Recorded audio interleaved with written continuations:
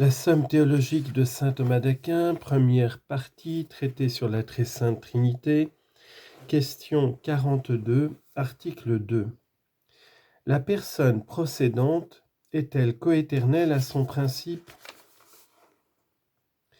Saint Athanase dit « Les trois personnes sont coéternelles les unes aux autres ». Sommaire.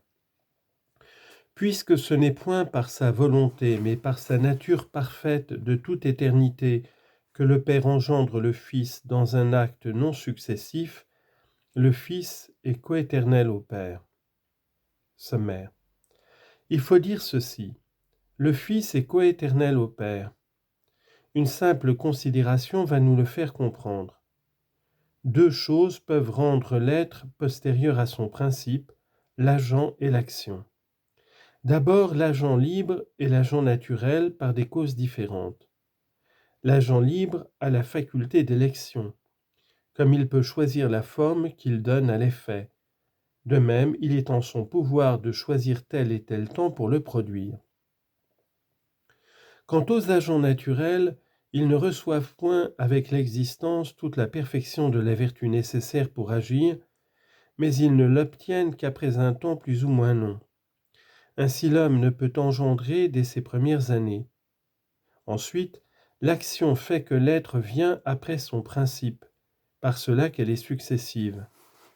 Supposez donc que l'agent commence d'agir en commençant d'être, l'effet n'existera point aussitôt que lui, mais seulement quand l'action sera consommée. Or il y a trois principes certains manifestes. Le Père engendre, non par sa volonté mais par sa nature, puis la nature du Père est parfaite de toute éternité, puis enfin, le Père ne déploie point son action génératrice progressivement, car dans le cas contraire, la génération du Fils serait successive, et dès lors, elle impliquerait la matière et le mouvement, ce qui ne peut être. Concluons donc que le Fils a existé aussitôt que le Père, qu'il lui est partant coéternel, et que le Saint-Esprit l'est à l'un et à l'autre. Première objection. Arius disait que la procession s'accomplit de 12 manières. Premièrement, comme la ligne dérive du point, et là manque l'égalité de la simplicité. Deuxièmement, comme les rayons sortent du soleil, et là manque l'égalité de nature. Troisièmement, comme l'empreinte vient du sceau, et là manque la consubstantialité et la puissance. Quatrièmement, comme la bonne volonté découle de Dieu, et là manque aussi la consubstantialité. Cinquièmement, comme l'accident se sépare de la substance, et là manque l'existence individuelle. Sixièmement, comme l'espèce sort de la matière, ainsi que les sens reçoivent la similitude des choses, et là manque l'égalité de la simplicité spirituelle. Septièmement, comme l'excitation de la volonté provient de la pensée, mais cette action est temporelle. Huitièmement, comme la statue se forme de l'airain, mais cette transformation implique la matière.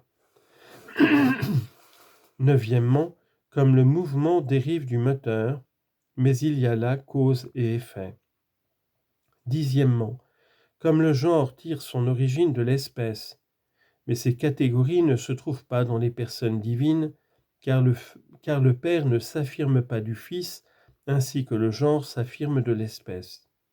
Onzièmement, comme les choses extérieures procèdent de l'idée, mais il y a là succession dans le temps. Douzièmement, enfin, comme l'enfant descend du Père, mais ici encore se trouve la priorité et la postériorité temporelle. Ainsi, toutes les fois qu'une chose procède d'une autre, on voit disparaître l'égalité de nature ou l'égalité de durée. Si donc le Fils procédait du Père, il faudrait dire qu'il lui est ou inférieur ou postérieur, ou l'un et l'autre. Réponse. De toutes les processions des créatures, aucune ne représente parfaitement, comme le dit saint Augustin, la génération divine. Nous devons donc recueillir dans toutes ces images les traits de ressemblance qu'elles nous offrent et les compléter les unes par les autres. C'est ainsi que le Concile d'Éphèse dit : la splendeur nous annonce la coéternité du Père, le Verbe humain nous montre l'impassibilité de sa naissance, et le nom même de Fils nous révèle sa consubstantialité. La représentation la plus expressive de l'auguste mystère, c'est le Verbe qui procède de la connaissance, seulement il vient après son principe dans l'intelligence qui passe de la puissance à l'acte. On ne peut dire cela de Dieu. Deuxième objection. Tout ce qui provient d'un autre a un principe. Or, ce qui a un principe n'est pas éternel, donc le Fils ne l'est pas, non plus que le Saint-Esprit. Réponse. L'éternité exclut le principe de durée, mais non le principe d'origine. Troisième objection.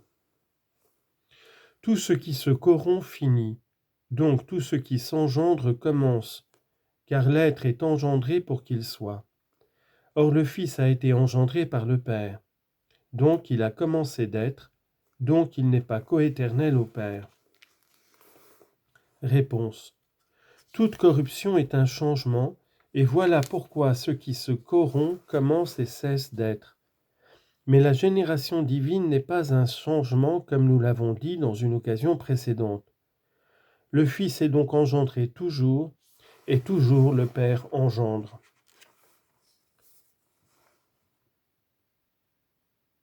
Quatrième objection. Ou le Fils est engendré toujours, ou il l'est dans un certain temps.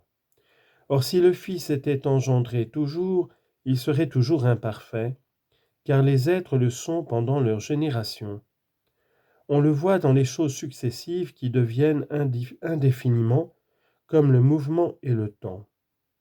Donc le Fils est engendré dans un certain temps, donc il n'était pas avant ce temps-là. Réponse. Le temps renferme une chose indivisible, l'instant, puis une autre chose qui dure, le temps même. Dans l'éternité, non seulement l'instant est indivisible, mais il dure toujours, comme nous l'avons vu. Or, la génération du Fils n'appartient pas à l'instant du temps ou au temps, mais à l'éternité. En conséquence, lorsque nous voulons marquer la permanence, en quelque sorte le présent de l'éternité, nous pouvons dire comme Origène que le Fils naît toujours. Mais il vaut mieux dire avec saint Grégoire et saint Augustin qu'il est toujours né, toujours indiquant la pérennité éternelle, et né, la perfection du Verbe engendré. Puis donc que le Fils n'est pas imparfait, il n'est pas vrai, comme le prétendait Arius, qu'il ait existé un temps où il n'était pas.